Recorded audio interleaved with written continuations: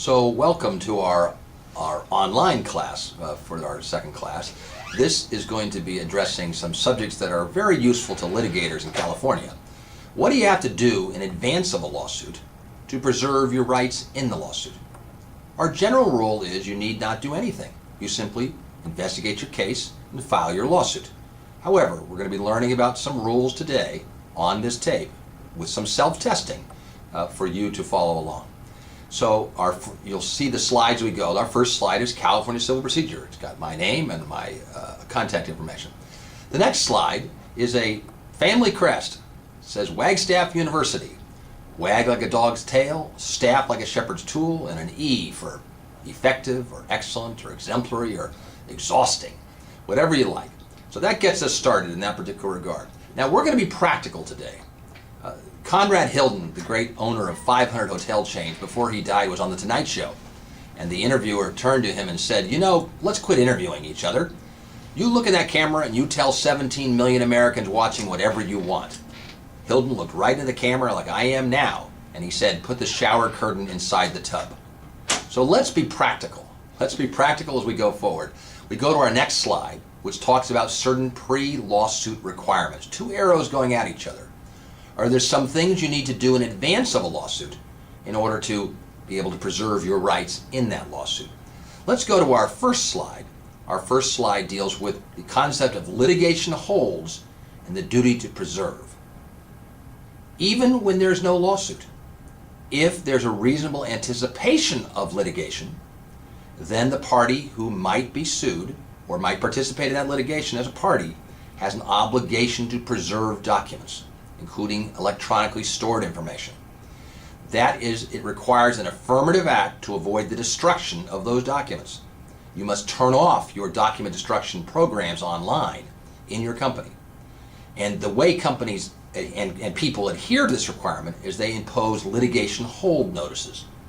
They notify the employees or all people in their entity that there is potential litigation and they must not destroy or otherwise eliminate documents, including electronically stored information. They would identify and tell people the reason for why there's a hold, identify the categories of documents that need to be maintained, and indicate that that's an obligation. These are requirements that flow, as we see from our next slide, called triggering events. They flow from the fact that there's reasonably anticipated litigation. Now we'll learn more about this when we get to discovery, but this is one of the requirements in advance of litigation. Obviously, if a lawsuit is filed, the duty to preserve evidence is actually triggered. But it doesn't require the filing of a lawsuit. Perhaps there's an attorney demand letter that would reasonably put someone on notice or some entity on notice that there's potential litigation. Maybe there's internal talk at the company that there's a potential litigation. That would put you reasonably on notice. What I say in this slide at the bottom, in the bottom circle, is the sound of gunfire. If you can reasonably anticipate that litigation may arise, say you fired an employee, say a demand for retraction has been sent, say you've received a demand letter from a lawyer, say it's an area in which litigation is likely to arise.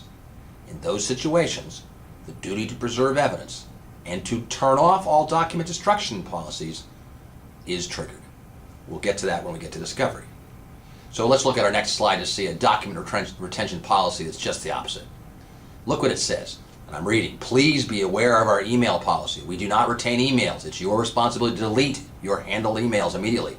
We do not retain written copies of emails. Our document retention policy, please do not retain documents in your own files unnecessarily. This is not a document retention policy. This is a document destruction policy.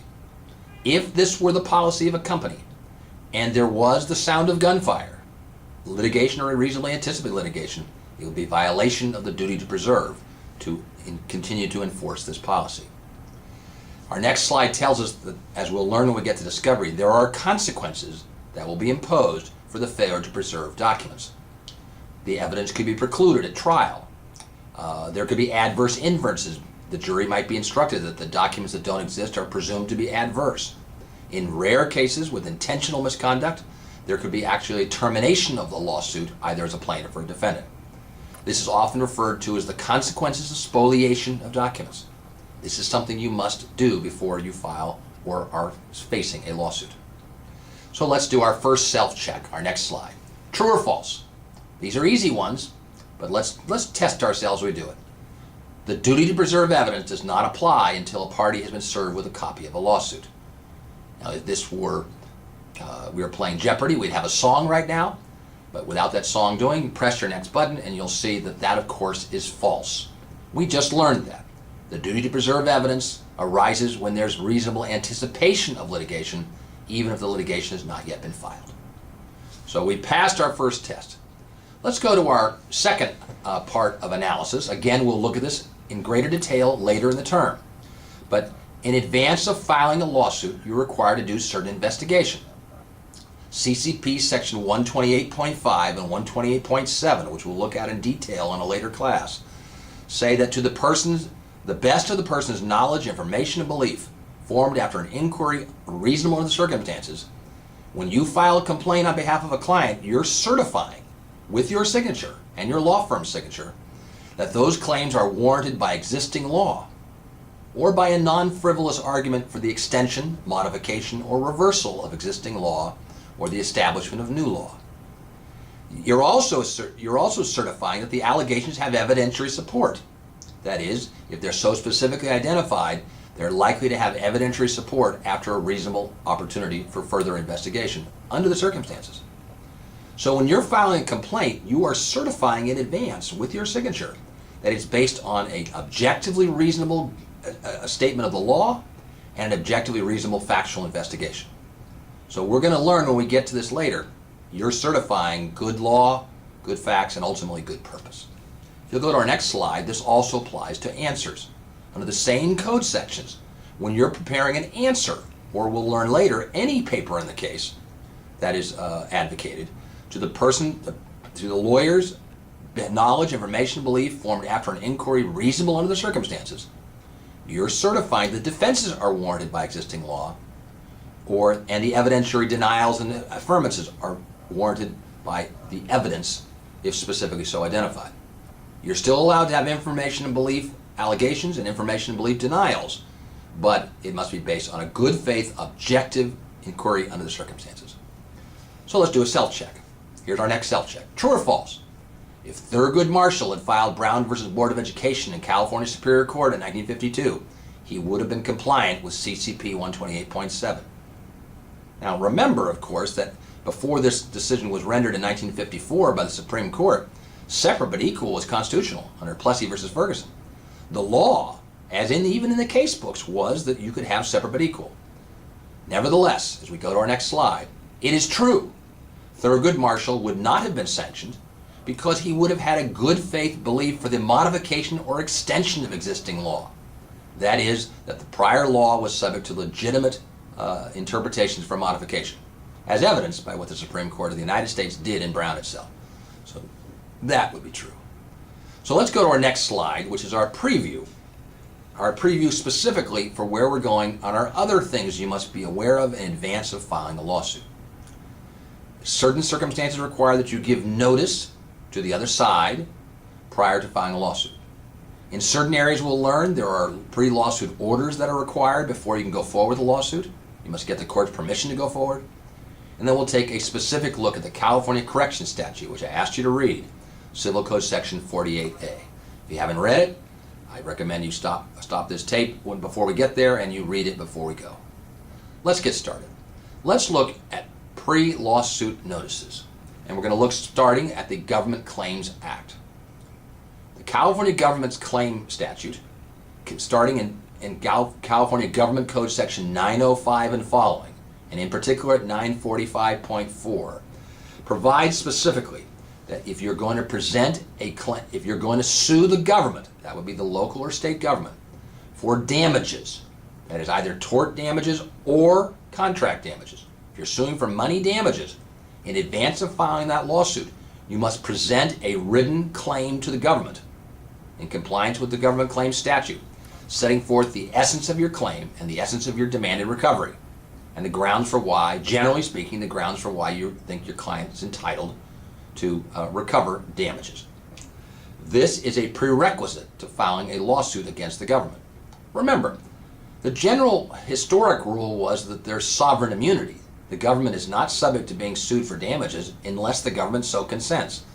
The government has so consented, but in California, that consent has a prerequisite. You must file a written government claim to the government in advance of filing the lawsuit in order to recover money damages.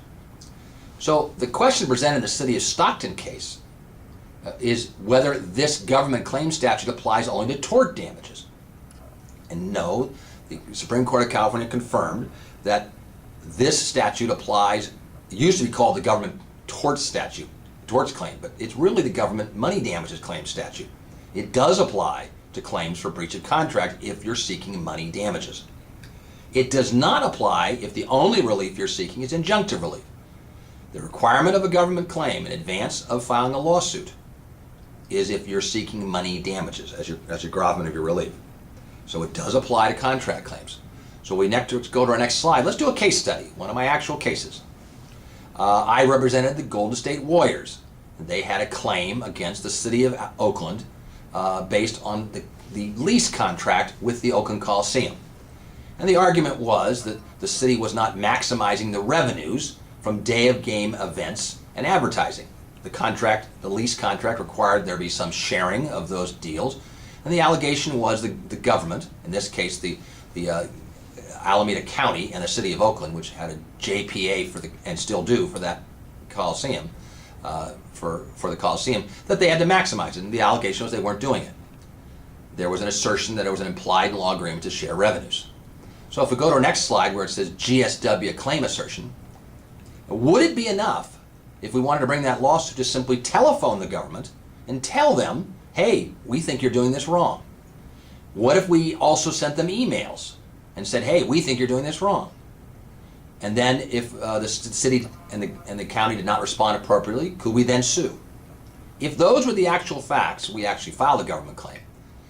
There's an excellent argument that by filing a lawsuit thereafter, it would be subject to demur, to be dismissed, because we had not complied with the government claim statute. The government claim statute requires that you submit a written claim.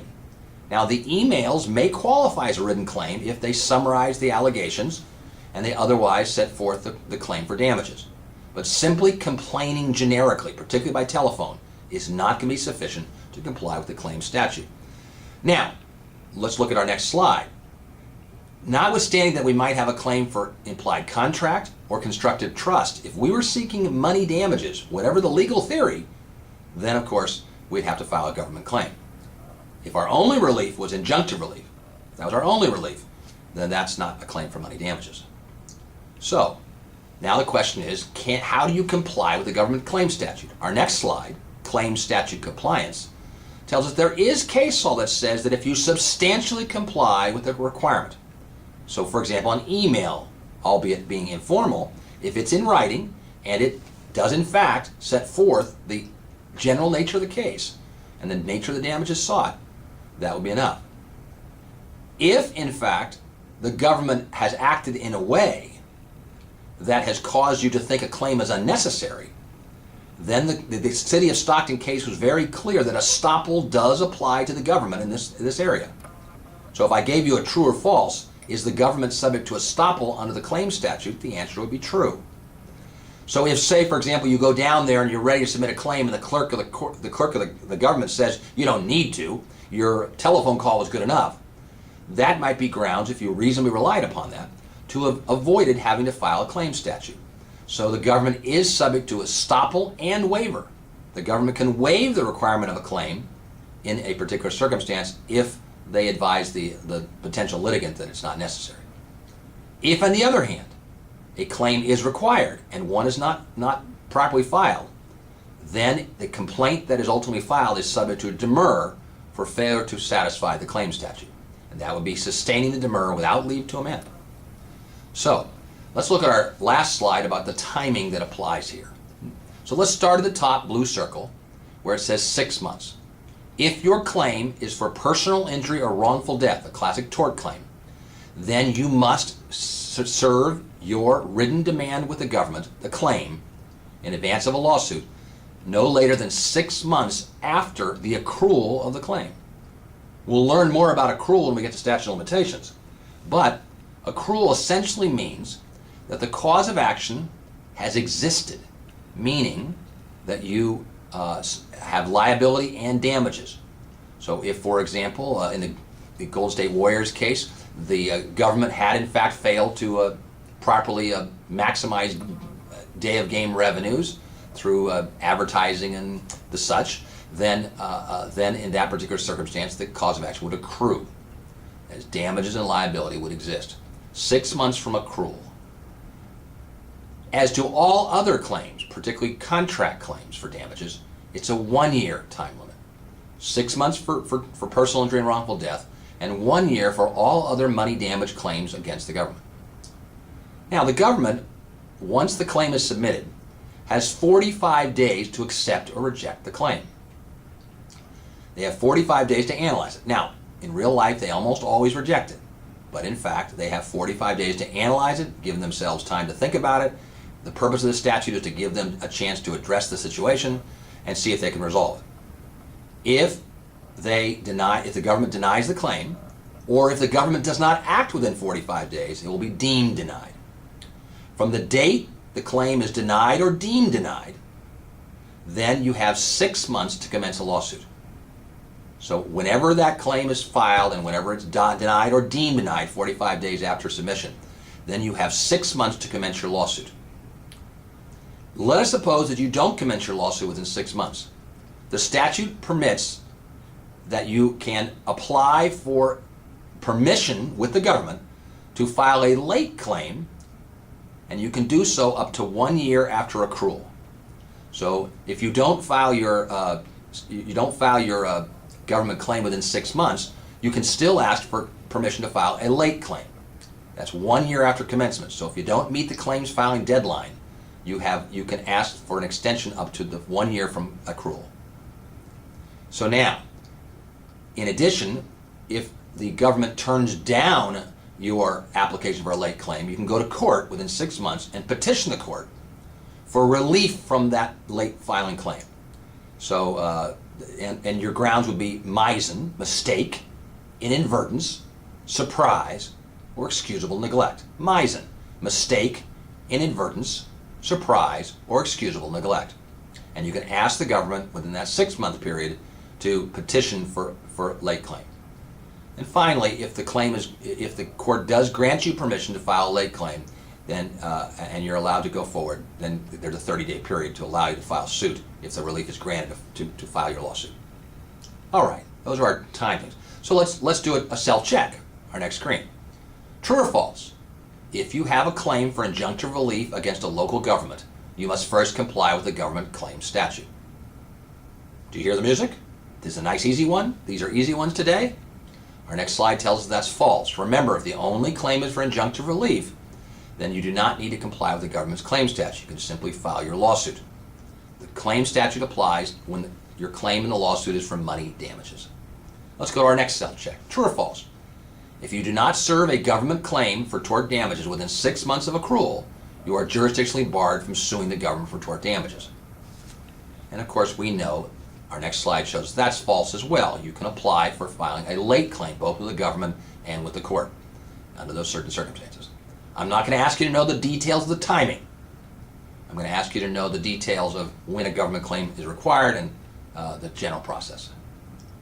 So let's go now to our next slide. And our next slide is pre-lawsuit notices. Pre-lawsuit notices. When are you required to give someone, and more typically the other side, notice of a lawsuit in advance of filing?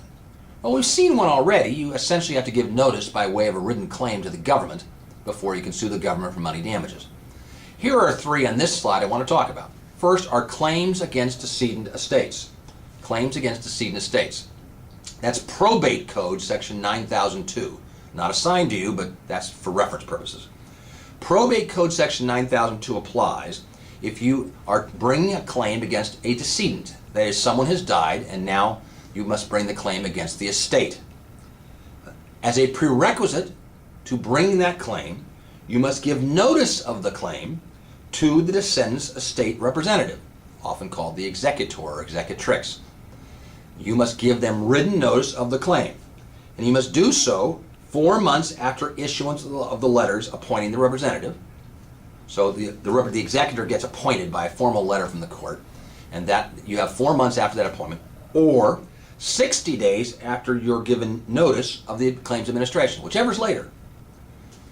The estate will have a list of claims they anticipate are being made against them or will be made against them, and they will give notice to all potential claimants. So you have to file your written claim, notice of the claim, with the executor, that's the representative of the estate, within 4 months after they're formally appointed through a letter, or 60 days after you're given notice of the administration of the estate. If that claim is denied, then you have 90 days thereafter to file a lawsuit in the probate court. And I say a lawsuit, I mean you'll be filing a petition of a claim in the probate itself. The next is the California Legal Remedies Act. The California Legal Remedies Act, starting in Civil Code Section 1750, and in particular we're looking at 1782 of the California Civil Code. We'll learn more about Consumer Legal Remedies Act cases, but essentially someone brings a claim saying that a company or an entity has acted unfairly, has engaged in deceptive practices or advertising practices, and therefore they are subject to a lawsuit for injunction or restitution. You, in advance of filing that lawsuit, you must notify the seller of the product you say has been falsely advertised or been acted with a unfair practice. You must give them 30 days before you file a suit. You must give them notice of what you say has been done wrong. It's essentially a cure period. It gives them a chance to fix the false advertising or false activity. If they don't repair or fix or replace or otherwise change the unfair practice, you can then bring the lawsuit. 1782 specifically says that you will bring that lawsuit no sooner than 30 days after you're given notice. This is often called the CLRA notice letter. Next, you have a dispute with your client. You're an attorney, and you have a dispute with your client about fees, right? California law in the Business and Professions Code, Section 6200 and 6201, specifically says you must give that client the opportunity to have non-binding fee arbitration in advance of a lawsuit. So prior to or at the time you have a summons in your lawsuit, so before you've gone forward with the lawsuit, you must give the client written notice that they have a right to arbitrate that fee dispute in a non-binding fee arbitration, normally managed by the local bar association. Local lawyers volunteer to be fee arbitrators, and they sit and try and resolve this dispute in a fee arbitration. Right? We'll learn more about arbitration later in the semester. This is voluntary for the client, but mandatory for the lawyer. If the client wants to skip fee arbitration, they can go straight to the lawsuit. If the client wants fee arbitration, the lawyer must participate in that fee arbitration before they file a lawsuit. Either side, after the arbitrator rules, has the right to a trial de novo, meaning they can file a lawsuit or go forward and challenge the ruling of the arbitrator. And you have 30 days after the arbitrator's ruling in order to go forward with that lawsuit. Let's go to our next slide. Also pre-notice elements. Let's look at one I asked you to read. Code of Civil Procedure, Section 364, under the Medical Malpractice Act. As you know from reading that, if you have an action for professional negligence against a medical provider, doctor, hospital, nurse, etc., versus a healthcare provider, you must give them at least 90 days notice of your intent to commence an action. In other words, before you can bring a lawsuit, you must tell them, I'm going to bring a lawsuit and here's the essence of what I'm going to be suing you for. It's designed to give a chance for parties to negotiate and resolve things, to try and prevent frivolous lawsuits so that people can persuade a lawyer or, for that matter, the client that this is not a good case. And it does not affect the plaintiff's ability to proceed. In fact, it actually tolls the statute of limitations until that 90-day period is up. Once the 90-day period is up, if it's not resolved after that notice, then the malpractice or related suit can go forward. Next, certificates of merit, 411.35.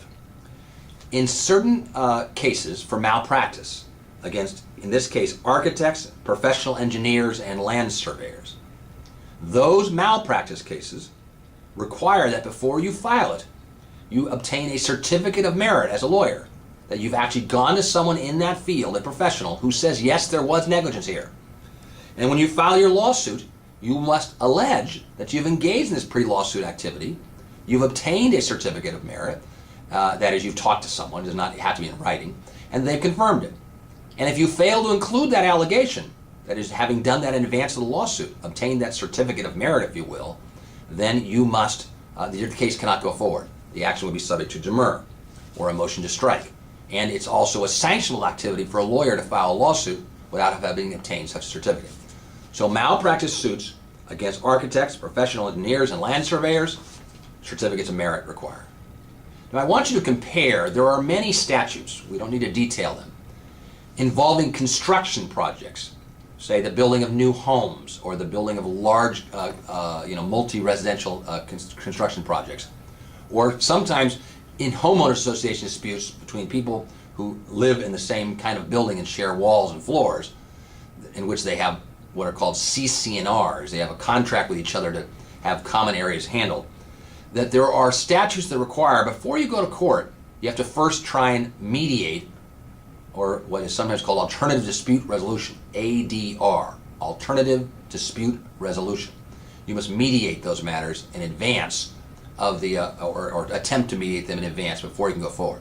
And when you file your lawsuit, you have to certify you've tried to resolve it through this informal alternative dispute resolution process. So let's do a self-check. If a plaintiff, true or false, if a plaintiff fails to comply with a pre-filing notice requirement, the subsequent complaint is subject to dismissal via demur. So if when one of these pre-filing requirements has not been satisfied, or you didn't allege certificate of merit, is it subject to demur?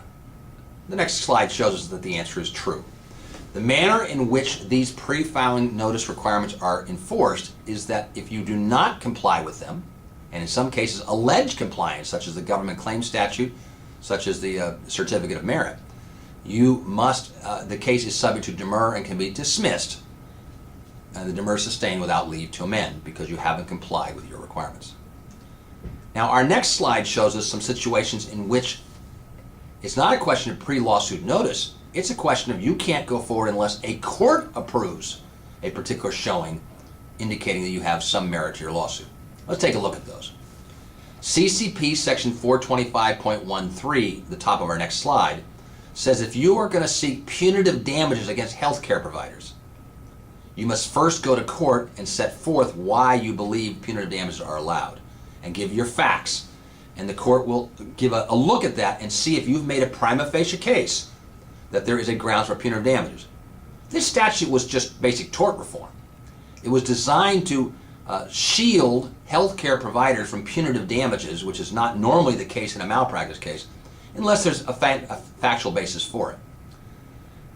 And you go to the judge and you say, hey judge, this was a medical malpractice situation and a doctor sexually assaulted the patient along with malpracticing them, and the court would say yes, those facts are sufficient, and then would allow you leave to amend your complaint to add the punitive damage allegation. Punitive damages under 425.14 sought against religious organizations have the same requirement. Before you can seek punitive damages against a religious organization, you must first go to the court, make a showing. It's often ex parte, the other side isn't part of the case yet, and then if the court agrees you've made a prima facie showing, enough to get over essentially a summary judgment, then you can go forward and amend your complaint. 425.15 specifically deals with negligence claims against nonprofit organizations. Negligence claims against nonprofit organizations. Again, if you're going to sue a director, a voluntary director of a nonprofit, who's serving to some extent, often without pay, and for the betterment of society, you can sue them for negligence, but only if a court has approved that negligence claim in advance. This again is tort reform designed to have a screening device, or to some extent with the court acting as a gatekeeper to these lawsuits, so we don't have frivolous lawsuits against people who volunteer to be directors of nonprofits. Again, you'd need to go to court, show a prima facie case based on evidence and submissions, and then you'd be allowed to do that claim. Let's now go to our next slide, which has other areas in which we have such claims. Conspiracy claims against attorneys. This is in California Civil Code section 1714.10. It provides that no cause of action against an attorney for civil conspiracy with his or her client, arising from any attempt to contest or compromise a claim or dispute, and which is based upon the attorney's representation of the client, shall be included in a complaint or in a pleading unless you've first gotten court approval based on a factual showing that you have a prima facie case against that lawyer. So let's figure out what this means. It means that the allegation of the plaintiff is that the lawyer was conspiring with their own client, who you're otherwise suing typically, as part of the presentation or involvement of a claim, typically in their representation in a lawsuit. And now you want to name the lawyer. Well, because, as we said in class, that can create a real conflict between lawyer and client.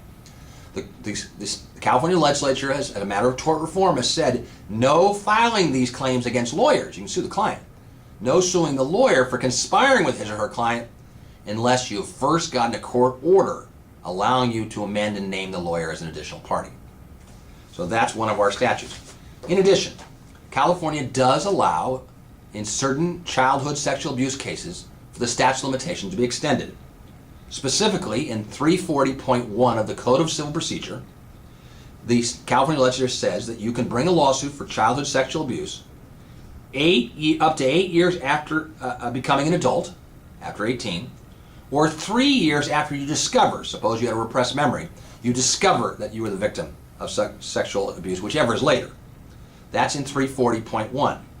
However, if this discovery occurs after the age of 26, where we have some greater time passage and some concerns about possibly fabricated claims, the California legislature has specifically said in 340.1, subdivision G and I, has said that you must first bring your lawsuit only against DOE defendants. Don't name the person who you believe sexually abused you, or the entity. And then you must get a court order.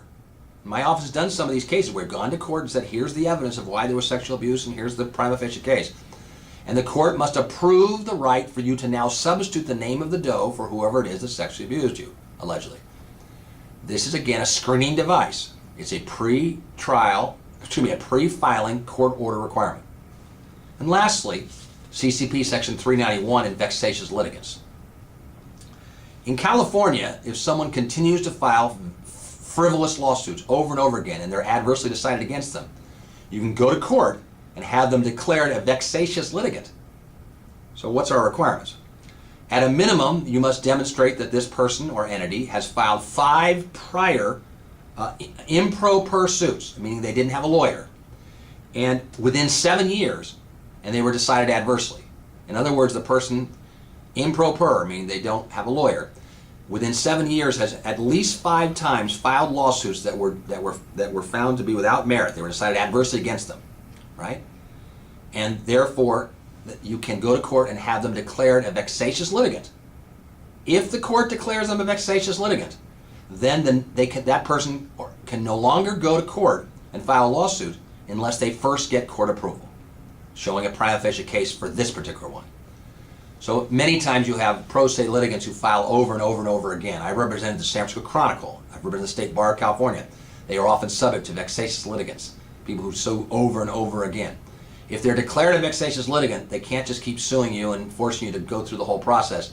You can require that they're declared a vexatious litigant because they filed 5 or more lawsuits without merit within a 7-year period. And then anytime they ever want to go to court again in that sovereignty in California, they must first get court permission. All right. So with that in mind, let's do a self-check.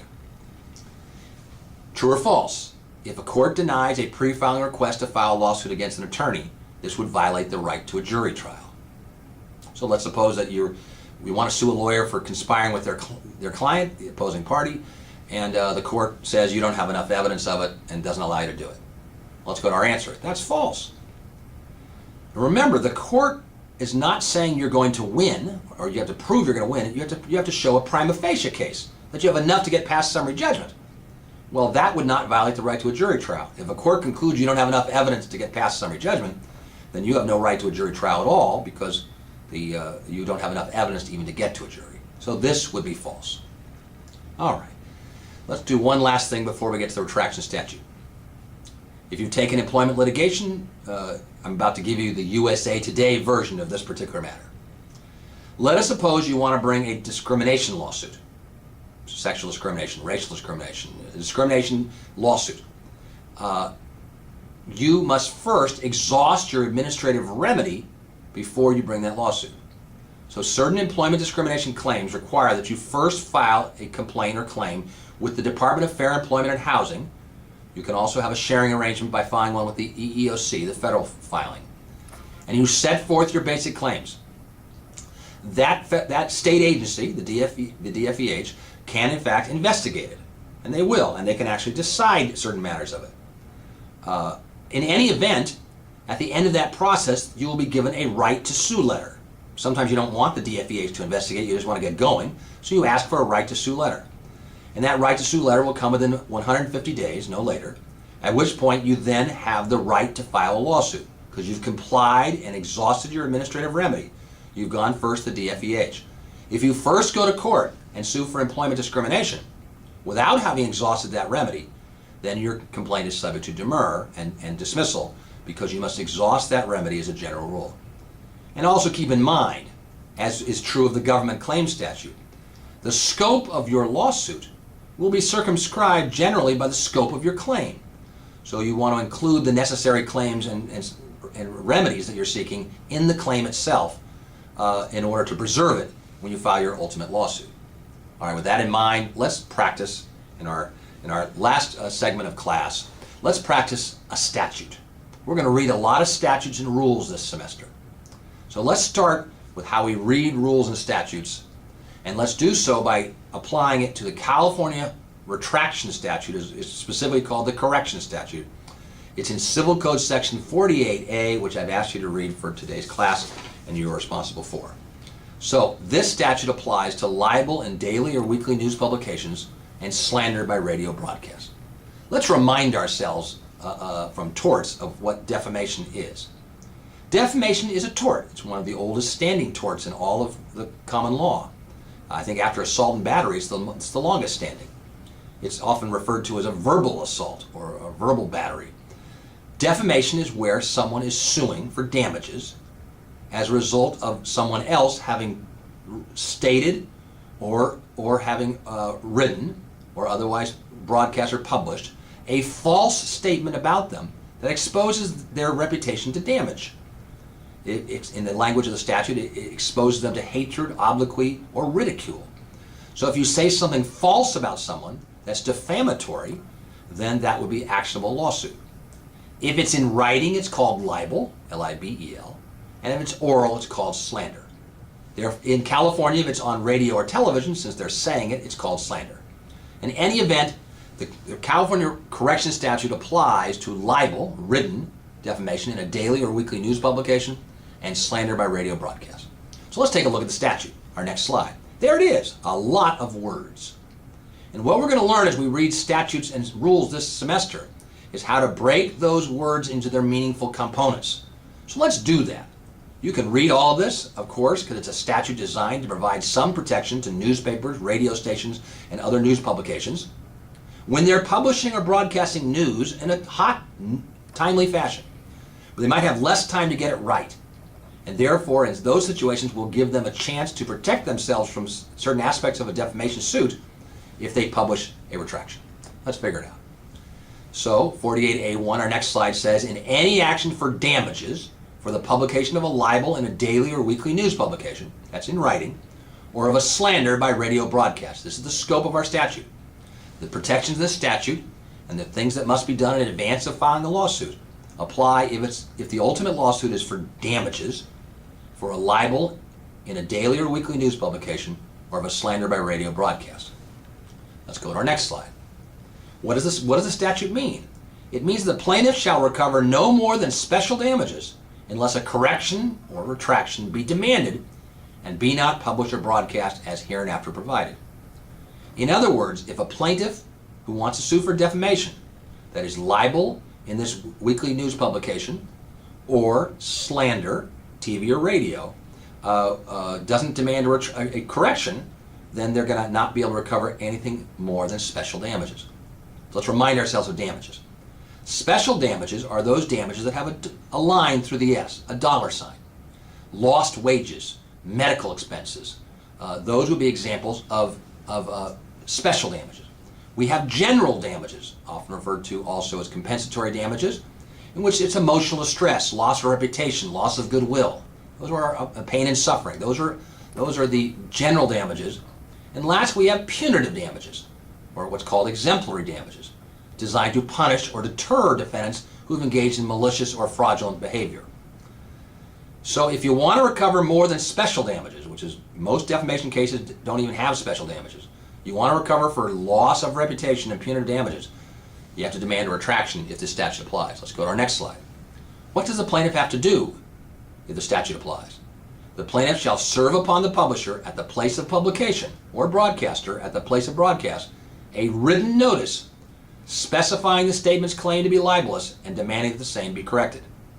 In other words, if someone has defamed you and it's covered by this statute, then you have to send a demand for correction specifying what is wrong and that you want it fixed. And you have to serve it in writing upon the publisher himself or herself or the broadcaster itself. Let's go to our next slide. How would you have to do this? That notice and demand must be served within 20 days after knowledge of the publication of the broadcast of statements claimed to be libelous. In other words, you have 20 days from when this was first disseminated to the public, in which, as a general rule, you'll be presumed to have knowledge of it. It was disseminated to the public. So we have a radio program, a television program, a weekly or daily news publication that defames you. If you want to get more than special damages, that is, you want general damages and or punitive damages, you must send a written notice and demand for correction within 20 calendar days.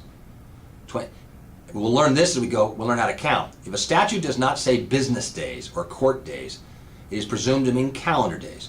So this is 20 calendar days. We'll skip the day of the broadcast or the day of the publication, and we'll count the day that you serve the written request. That's 20 days, right? 20 days must be served after knowledge. Now, you might say, well, what if I was traveling and I didn't know about it? The case law is not so good here for those plaintiffs.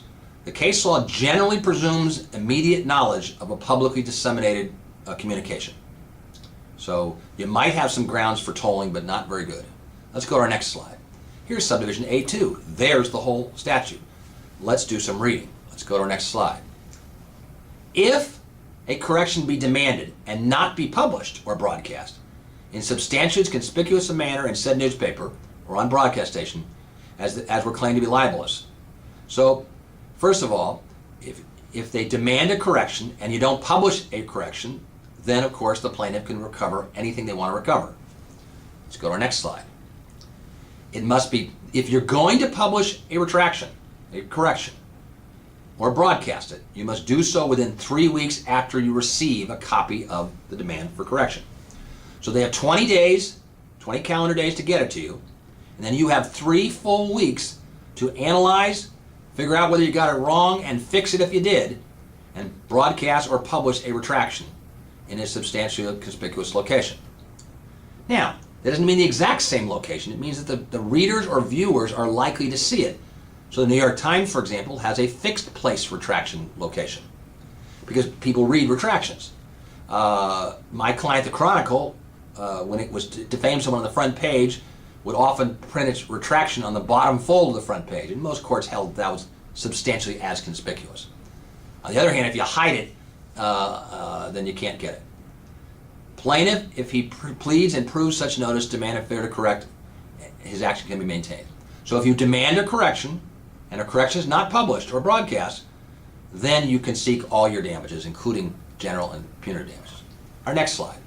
Therefore, they may recover general, special, exemplary damages. Except you can't get punitive damages, of course, unless you show actual malice. And that's both by statute and the Constitution. Let's go to subdivision A5. This is our new statute of the last 2 years. For purpose of this section, a daily or weekly news publication means a publication either in print or electronic form that contains news on matters of public concern and that published at least once a week. Wow, that's a lot of words. The statute used to only refer to newspapers, TV, radio, and newspapers. So it specifically did not cover magazines, even news magazines. It didn't cover blogs. It didn't cover online publications. It certainly didn't cover monthly publications. They amended the statute to say it also now applies not only to TV and radio, but to daily or weekly news publications, even if it's online. So online publications coming out at least once a week, that is where they're writing news while it's new and hot, they would be covered. Monthly publications, not covered. Publications that come out less often than once a week, not covered. Publications that do not publish news on matters of public concern at least once a week, not covered.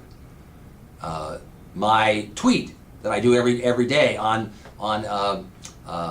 civil procedure, I don't think that's going to be covered by the retraction statute if I somehow defame someone in 140 characters because I'm not necessarily writing news on matters of public concern. So let's look at our next slide to summarize. So here's how I like us to read statutes. Read the statute, highlight the pertinent parts, and see if visually you can give it to yourself in a way that makes it understandable.